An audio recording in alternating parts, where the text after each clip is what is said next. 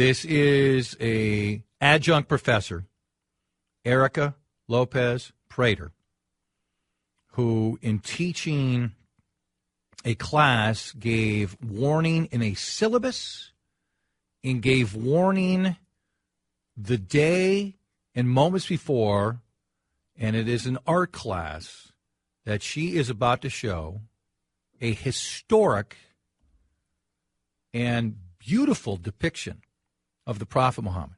This is not Charlie Hebdo. This is not belittling in any way. And even with those warnings, one of the students was very upset, said this was an example of Islamophobia. It became a well-covered case. And in the end, Hamline decided to not bring the teacher back. I think to the adjunct professor back. I think to most of us that is a firing. They're saying there was no commitment to bring her back already because she was just an adjunct professor. Many people have chimed in. I felt like the professor was absolutely in her right.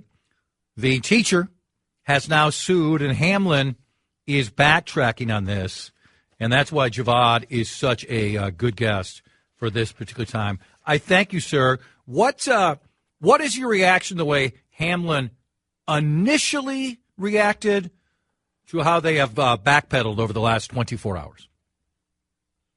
Yeah, thanks so much for having me on. It's a pleasure to be speaking with you.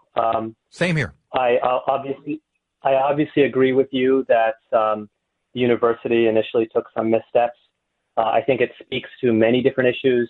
You mentioned most of them, including the issue of adjunct professors. I'm an academic myself. I'm finishing up my PhD at Harvard, and I know how bad the market is. And unfortunately, adjunct professors get the raw end of the stick. And so I don't agree with them at all that they had no obligation. It's a very sad state of affairs when it comes to adjuncts, how they're used and abused and exploited. So there is that issue, which is kind of germane to the academic sphere. But then beyond that, I think there are issues of freedom of speech as well as maintaining viewpoint diversity in the university. So I absolutely agree with you that this was a big mistake by the university, although I am happy that they are now backtracking on this. What I think also to me, which has been interesting, is some organizations which for years have spoken out on Islamophobia, and I've agreed with them almost all the time, because it is sad and it is disgusting, the amount of Muslim hate we still have in this country. But when some organizations called out the adjunct professor, they did it in a way that I thought was like, their words almost like every Muslim would feel this way. And whether you're Catholic, you're Jewish, you're white, you're black, whatever different category you might be in, I get a little tired of when somebody's saying, well, we speak for everybody, when in this case we're talking about hundreds and hundreds of millions of people, and people within a faith, within a race, men versus women, can just have different strong views backed by facts and opinions, and it's not a unanimous view just because we share the same faith.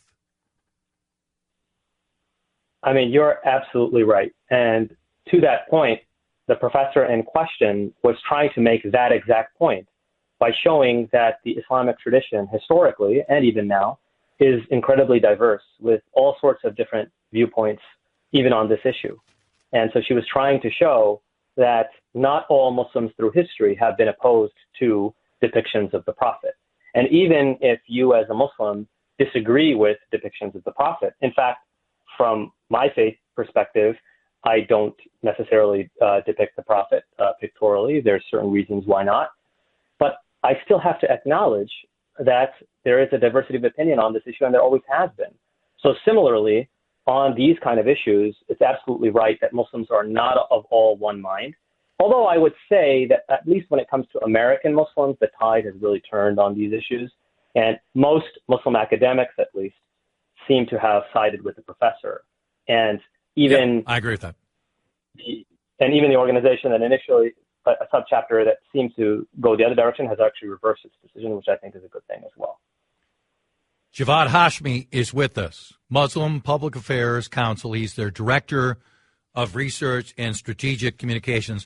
Let me read you part of what the adjunct professor, Lopez Prater, part of what the attorney had to say, that Hamline made her out to be a pariah. He accused the university of violating its own policy of academic freedom and discriminating against the adjunct professor because she is not Muslim, because she did not conform her conduct to specific beliefs of Muslim sect, and because she did not conform her conduct to the religious-based preferences of Hamline, that images of Muhammad not be shown to any Hamline student. Two things on that, Javad. What is your reaction to that part of what the lawyer said, and what do you believe the adjunct professor should receive from Hamline? So thank you so much. So I want to say, before I say anything else, that from a religious perspective, we believe that even if someone depicts the prophet in a degrading, racialized, offensive fashion, that our responsibility as Muslims, as believers, is to respond in a peaceful and civil way. And so we disagree with this unfortunate trend towards fundamentalism, which is a recent thing in recent decades. So from that perspective, we believe that the Quran tells us that there's no compulsion in religion. And this is why recently my organization, MPAC, actually issued another declaration right before this one, which was called the Islamic Declaration Against Religious Police, where we oppose what's going on in Iran. And then the Quran in multiple places tells us that when people attack our faith, that we are supposed to respond with humility and respond to them with words of peace. So that's right out the gate. Now, responding to what you just said, I absolutely agree with you that the professor in question here was not trying to offend Muslims. She was doing the opposite. She was trying to combat Islamophobia. And she was engaging with the material in a critically empathetic way, and we should actually applaud her and celebrate what she's doing. And sometimes that involves complicating beliefs that believers themselves may hold growing up, but it's the role of the academic, the professor, to complicate those views and expand their viewpoints. So I agree with you. The professor was not intending any offense, and she gave plenty of disclaimers. And so we think she did the right thing. I hope I answered your question. Yeah. Do you have a personal view yourself, since litigation has been filed? What she should end up receiving? Well, I definitely think she should get her recurring role back there. To be very honest with you, would she want it? I mean, I don't know. Honestly, if I'd want to go back. Yeah, well, she should at least be given the option. I think that's number one. Yep. I think monetary damages might be appropriate so that universities of the future are less willing to go down this route. But really, this is beyond my kennel. I don't really speak on the legal aspect of it, but we support her in whatever she's trying to accomplish. And we hope that she can maybe benefit from this. Sometimes when you get this kind of blowback, it reverses in the sense that you actually benefit from this. And so I hope that her career goes in a positive direction from this. Last thing, because this has become such a large story, especially in the Twin Cities, but as someone who pays attention to many media outlets for this job, it has become a big story across the country. What is your feeling about how this is played out and what it tells you about debates of the Muslim faith and academic freedom and this perpetual debate that goes on college campuses? I'm with a group of a lot of people, been saying this for years, that colleges are now too afraid to deal with difficult topics, and they have pulled back from an important role that they still should play. But this discourse which has taken place, are there a couple things that have really stood out to you as from an individual who pays close attention to this because of the work your group does? Yeah, great question again. So on the one hand, I do want to acknowledge that there may have been local factors at play when it comes to the students on campus, including issues of race. So I don't want to discount that entirely. I'm not quite familiar with what was going on the ground, and that local organization was privy to that, and so we do want to give them credit for speaking to that.